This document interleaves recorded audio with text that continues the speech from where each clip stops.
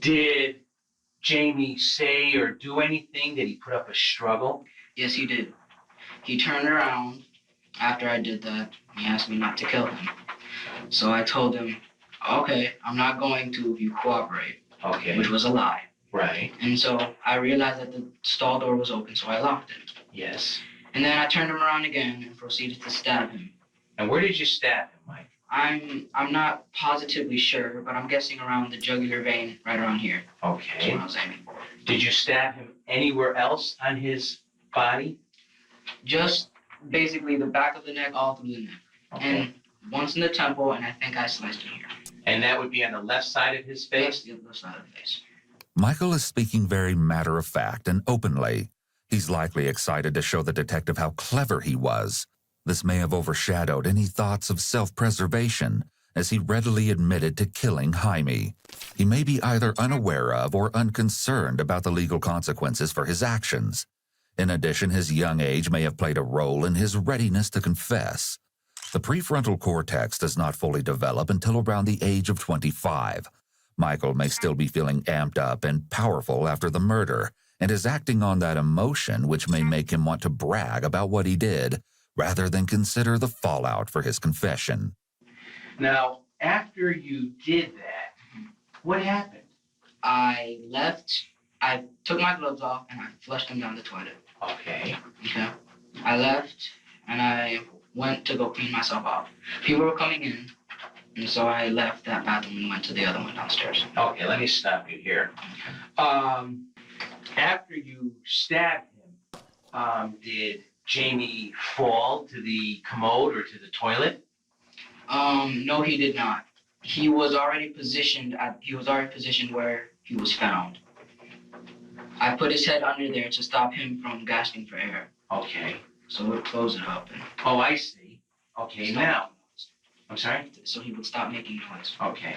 Now, how did you know he was dead? Motherfucker's 14, he said commode. It's a wrap. I made sure by taking my knife, the point of my knife, and poking him in the face. All right. And I checked his eyes also, and they were motionless. Okay. Now, when he fell, was he on his front, or was he on his side, or on his back? Do you remember? He was on his front. Okay. Faced at a kind of diagonal thing. Yes. There was blood coming from his mouth to the right of the toilet. Oh, the cop said it? And I guess there might have been blood in the toilet. And there was blood on the walls. All right. What did you do with the knife and the jacket? I put the knife was broken because of the stab wounds, and I couldn't close it back. So I closed it as much as I could, and I put it in my jacket pocket. Okay. I proceeded to go to the sink, and I wiped. I bit him a cigarette after done eating. Bro, I have the weirdest fucking fans, dude. What's wrong with you, dude? No, I don't even at all. It's been many, many years since I smoked a cigarette. Plus, I chew nicotine gum. Some of the blood off the jacket, took the jacket off. No, I did not. Oh. When Michael is told to slow down, bro. We can't be keeping up with all the crimes you're admitting to. Slow down here, he seems to be getting carried away as he's telling a story. Overall, both his affect and tone appear markedly blunted throughout.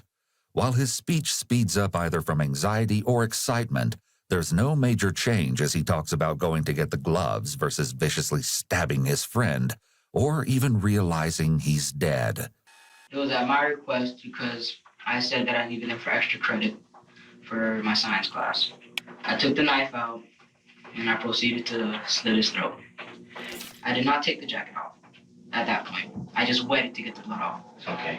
I proceeded to go downstairs to the other bathroom on the first floor. Why do you call your viewers fans?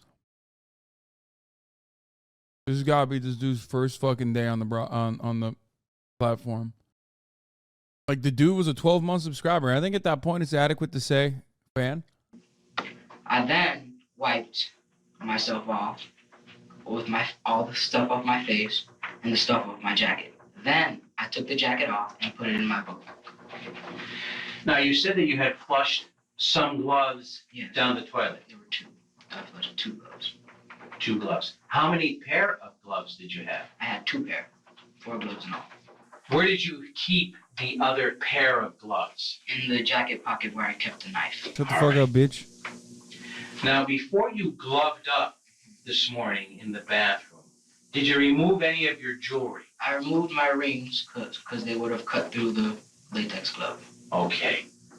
Did anything... Like, look, he thinks he's brilliant for, like, thinking of these details, by the way. You could tell. It's just a major flex for him. Unusual, or did you notice anything unusual when you put your hand... Also, those rings were kind of drippy, but that's besides the point. Why does he have, like... Why does this 14-year-old have so much drip? I did not wear rings like that when I was 14. In your jacket pocket after the incident? Yes, one of my rings was missing. And which ring was that? It was the ring on my right ring finger. So, what did you do? I went back upstairs to find the ring. There was a witness there saying that someone was in that stall. The way Michael refers to a witness is an indication that he may have strategically and specifically planned the entire murder, considering the possibility of witnesses being present or interfering in some way. He's speaking as if he's a law enforcement official describing or examining this case, rather than the perpetrator describing his own acts. I went to go look, having known what was there. And I saw my ring and picked it up and then left. Okay. Had you gone up there actually to check to see if Jamie was okay? No, I did not. It was strictly to check on your ring? My ring, yes. And why did you want to recover your ring? Because I value my jewelry. Okay. It's very interesting to note how much more Michael's ring meant to him than his dying friend. This detail speaks volumes about exactly how Michael's mind works, namely that he possesses a disturbing disregard for the lives of others. Do people know that you wear that type of ring? Yes, many people know I wear this type of jewelry. Yeah, no shit. This kid's 14, of course. Don't say Hasanabi core. Shut up. Could someone have identified you because of the lost ring? Yes, they could have identified this ring, definitely. Okay. He said, King, it's drip or drown. When you went back upstairs to go back or into the bathroom to look for your ring, Yes.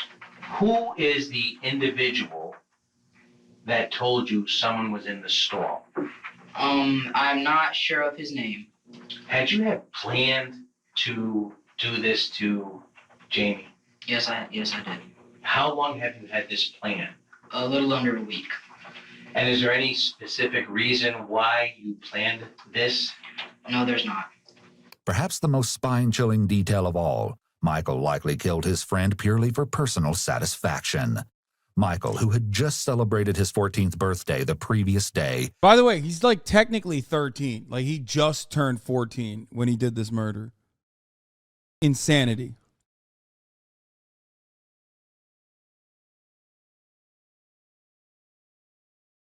Had absolutely no reason to commit murder that morning. I mean, technically 14. Yeah, sorry. I'm just saying that, like, he's so fucking young. Just turned 14. He simply decided that he wanted to. A situation such as this can reasonably be explained by a bout of severe No, that's not libertarian logic. That's like the opposite of libertarian logic, by the way. Like, my point is, like, it's his first day as a 14-year-old, and he did this. Can he rehabilitate this? No. There's currently no medicine. This is the one thing that you absolutely cannot rehabilitate. psychosis. However, he doesn't present as a person who has psychosis. Yeah, 14 and a day in, especially if you do a murder, is 14 in my book. Thank you, Nolan. I agree. It's like, bro, what are you doing? You can't enter 14 with a murder. Like,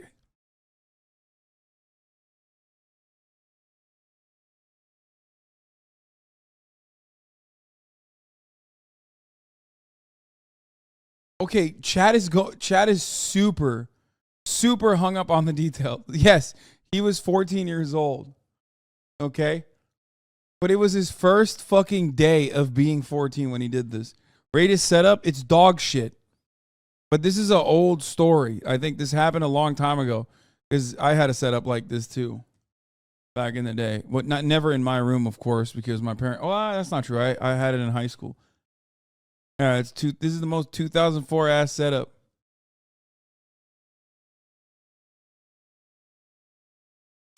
based on his behavior during the interrogation. Michael seems to be thinking clearly and logically. There are no indications that he is greatest console of all time, straight up. I will say it. I don't give a fuck what anybody says. PlayStation 2 was such a fucking game changer. Man, what a beautiful piece of machinery that was. The jump from PS1 to PS2 in like tech was unimaginable, dude. The games that came out, it's like mouth-watering for me.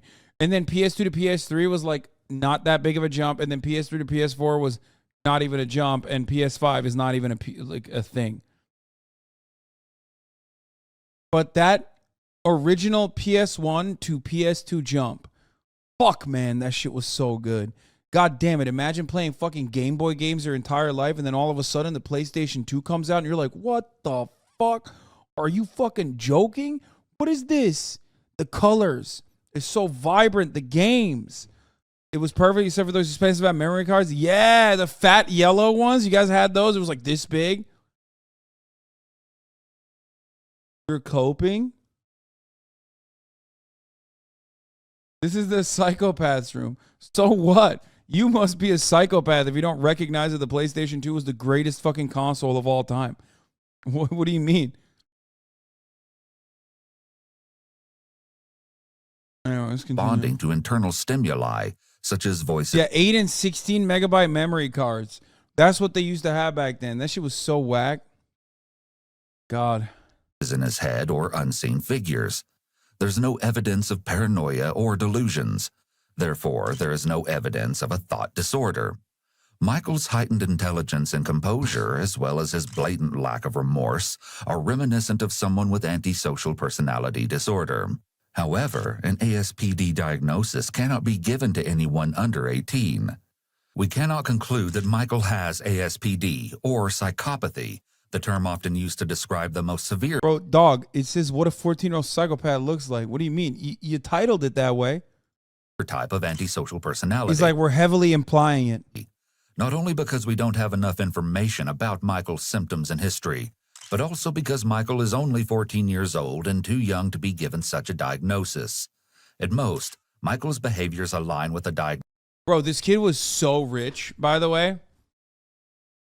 Like, it's obvious. Not only did he have all the jewelry and shit, but I cannot comprehend. Like, I had a fairly affluent family.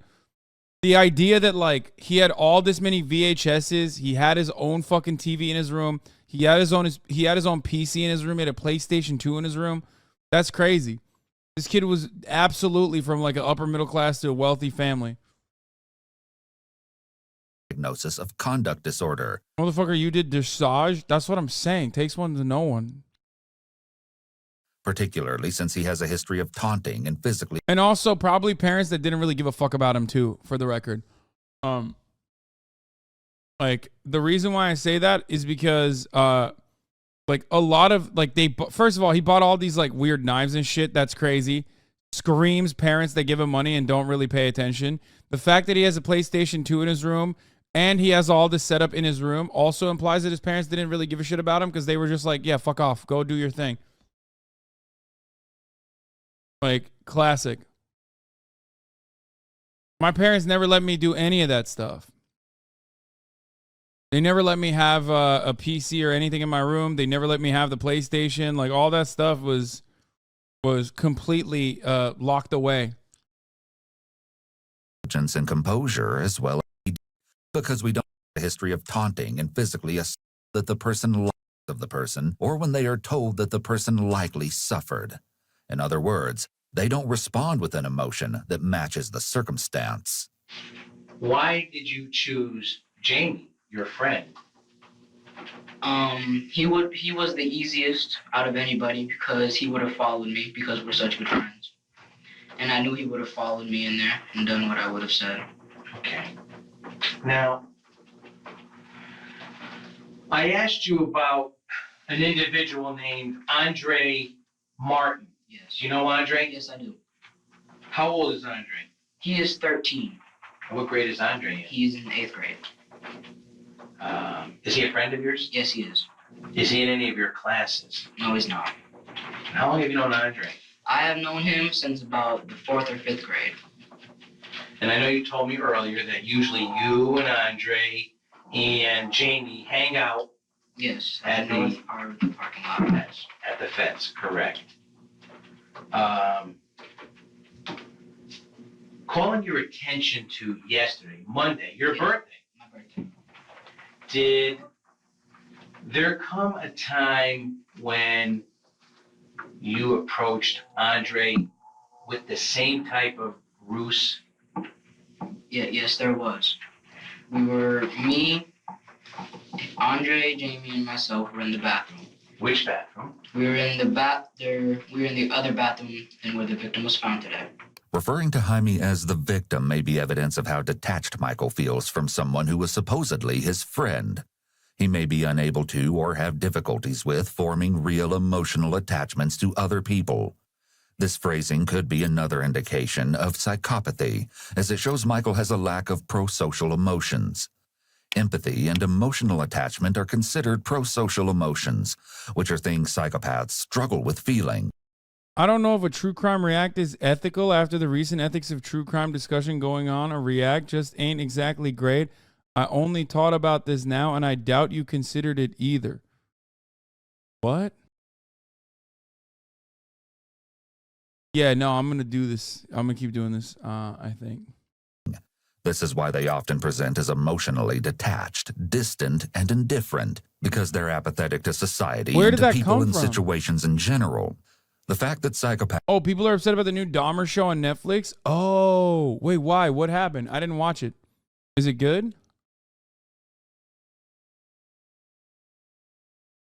After the Dahmer show on Netflix, there's been a big discourse on Twitter about ethical true crime. It's fucking lame. Don't worry about it. Yeah, man. It's not good. It is good. Oh my God, chat is so conflicted. Victims' families are upset.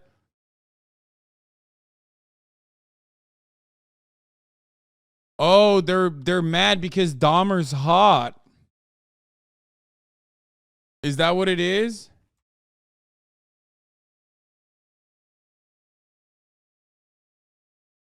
I mean, he technically was hot in real life too. Like, he was seen as an attractive man.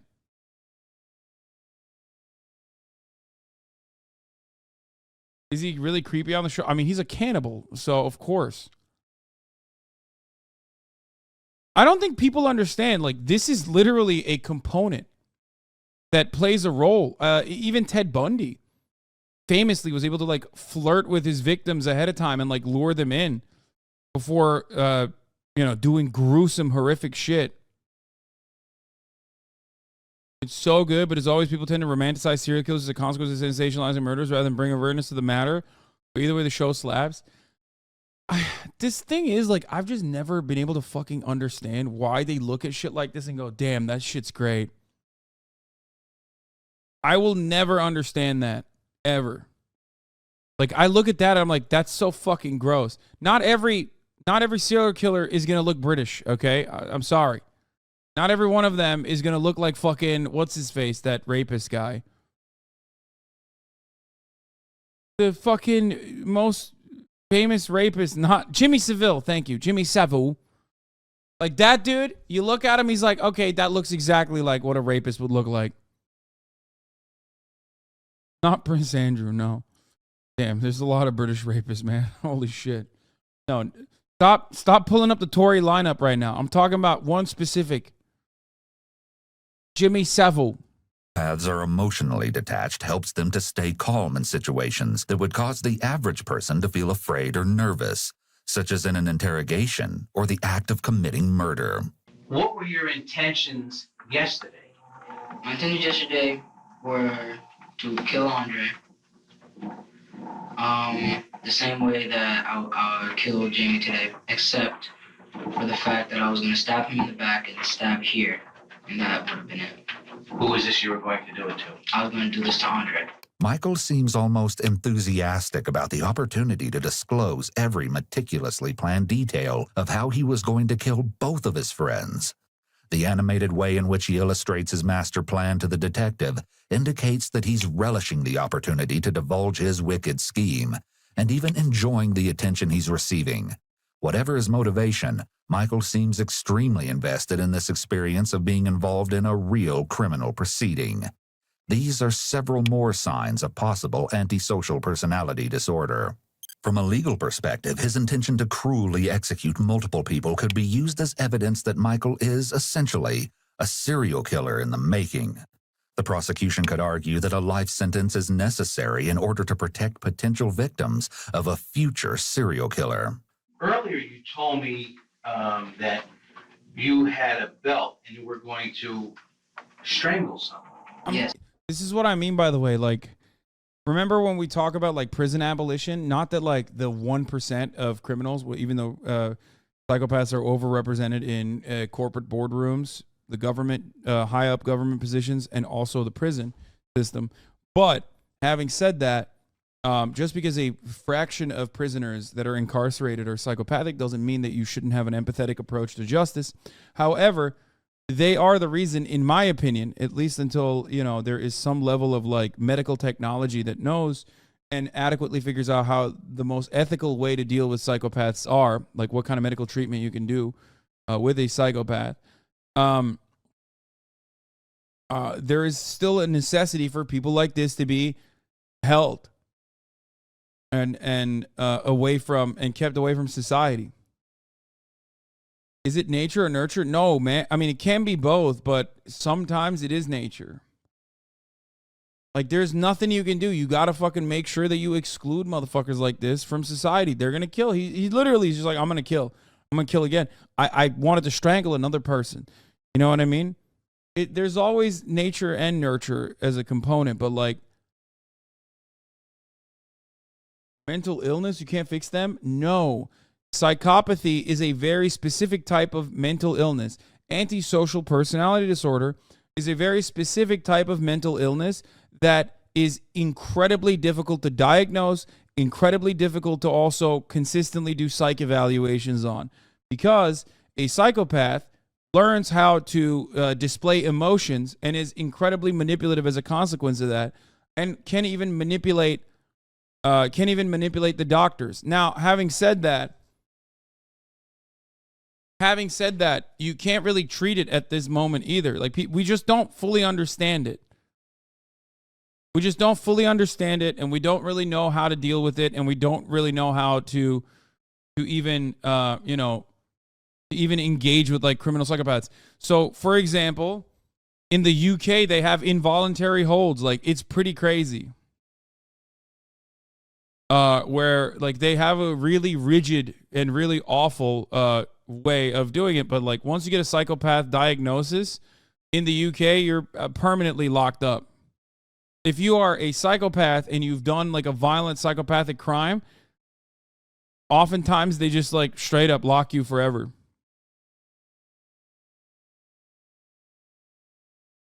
That doesn't mean that like every psychopath is violent, by the way, but violent psychopaths are very difficult to treat. Yes, Ron Johnson, The Psychopath Test is a great book. Just like everything else, yes, it is a spectrum too. No one uses psychopath, sociopath as a medical diagnosis as a common use term. Yes, I'm talking about antisocial personality disorder, which is not inherently violent, but I'm talking about,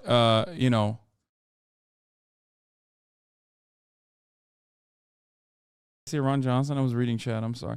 Dude, my brain is broken, okay? First, and then after he was dead, I was going to make... What is this? I love when chatters go, Pog. Just saw you on Andrew Schultz's podcast. To be honest, I used to think your ideas were nuts, but loved everything you had to say. Happy to admit I was wrong here. Let's go.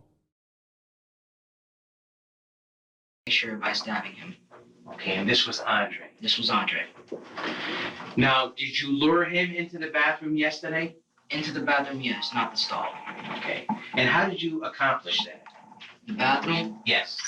We were late to class. I told them both that we were going to be late to class. And so we snuck upstairs after the late bell had rung. We got to the bathroom, and I was trying to convince Andre to go into the stall. Okay. And how were you going to do that? I told him that I had something to show him. Okay. Yes. And what was his response to that? His response, he didn't want to do it, so he said no. He's like, why can't Jamie go first? My response then was that he's going to go next. Okay. Now, did Jamie agree? Did Jamie say, I'll come in, I'll look? Yes, he did. Okay. And what did you say at that point? I said no, he's gonna go first. Okay. And any particular reason why? I wanted to get Andre killed first before Okay. I got him. All right. Now, when that did not happen yesterday, what did you end up telling Andre and Jamie? Michael is taking up a lot of space on the table with his arms and hands. This could be indicative of confidence and feeling in control of the conversation, or at the very least, feeling at an equal level as the detective. I said, all right, and I said, okay, you're gonna guys cooperate tomorrow? They're like, yeah, okay, we'll cooperate tomorrow. All right. Michael's word choice here says a lot about his relationship with his friends at school. When Andre refuses to go into the stall with him the day prior, Michael asks his friends if, in his own words, they'll cooperate with him the next day instead, to which they both agree. The way he speaks to his friends indicates that Michael was likely the authority figure in his friend group, and that his friends regularly felt like they had to obey him. That might explain why he thought he could easily lure them both to a horrific fate. Sadly, Michael was right about Jaime, but clearly underestimated Andre. Today, before this happened to Jamie, what were your intentions going to be if Andre should have shown up? I would have talked him into coming to the bathroom with me, coming into the stall. Then I would have proceeded to slit his throat and stab him continuously until he died in the neck area. Yes. And then I would have left him there. Yes. Then gone back downstairs and talked Jamie into coming upstairs. Lured him into the other bathroom and slit his throat and stabbed him in the neck. Okay. Now, Mike, where did you get this knife from? I have a knife collection. Uh-huh. I've been collecting knives, and as I said, my dad has a store, and so I asked him for some knives. This was before I was gonna do this. Yes. And I asked him for some knives. He's like, all right, you can take them, because I wanted a not switchblade, but like a knife that can come out I easily. think they call them gravity knives. Michael had exhibited several warning signs of concerning behavior prior to the murder, most of which detectives won't discover until they speak with more of Michael's schoolmates over the next few days. Students reported that Michael demonstrated an intense interest in all things gore and death. Even the screensaver on his computer at school featured a scary creature covered in blood, which had caught the attention of other classmates. Michael also had a history of teasing and physically assaulting his peers. He'd been reprimanded in the past for mocking and hitting a couple of female classmates. He was also known to poke and chase other kids with a screwdriver that he kept in his backpack. Let me ask you this. Is there any particular reason why you did this to Jamie? No, there's not. Did he offend you in any way? No, he did not. Did he harm you in any way? No, he did not. Mike, you know the difference between right and wrong, correct? Yes, I do. Do you think what you did is right or wrong? No, I don't. Well, what don't you think? I think it is neither right, but I don't think it was wrong. Do you know what you did is wrong? Yes, I do. Okay. The fact that Michael is saying that he doesn't think what he did was right or wrong shows us that he must have come up with his own explanation or justification for what he did. Had the detective probed further, we may have gotten more information about why Michael believes that killing Jaime wasn't necessarily wrong. This could have possibly revealed some delusional thinking. Michael said himself that Jaime didn't do anything to him, so for Michael to believe that what he did wasn't wrong means that he likely has some type of unconventional belief about taking someone else's life. Is this?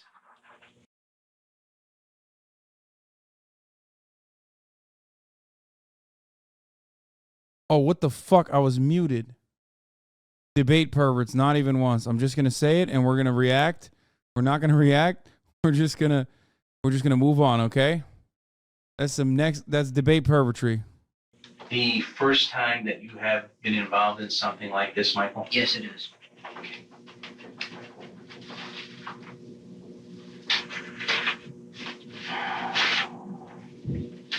Are you sorry that this happened today? No, I'm not.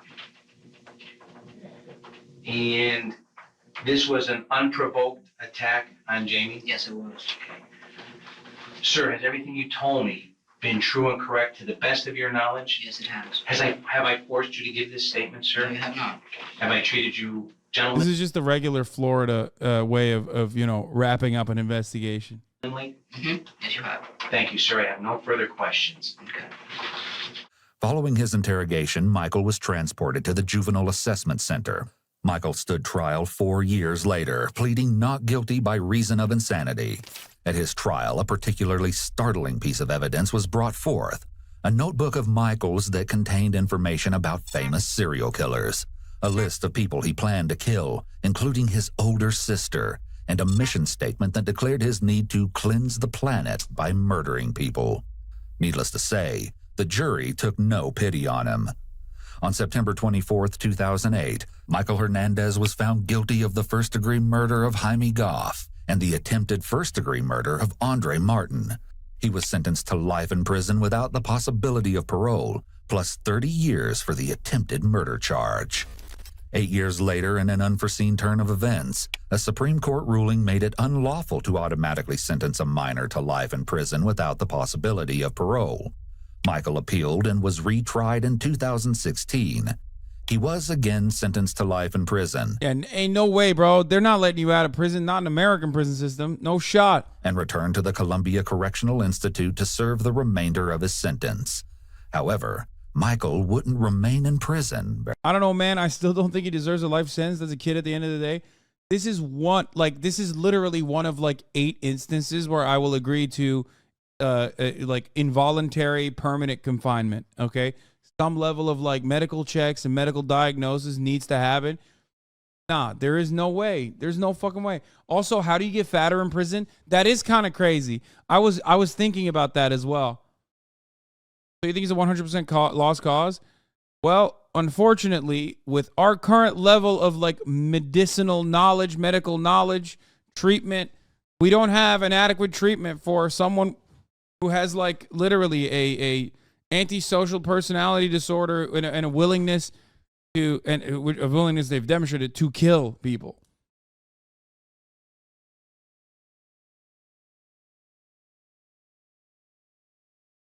Finish this. I want to know why he wasn't in prison for long. Spoiler alert, it's coming. Very long. On April 29th, 2021, Michael suddenly collapsed and shortly thereafter was pronounced dead. His cause of death was noted as cardiac dysrhythmia, or an irregular heartbeat, in connection with morbid obesity. Michael said, wow, Hassan, this is basically you. Yeah, dude. Okay, hear me out. These kids.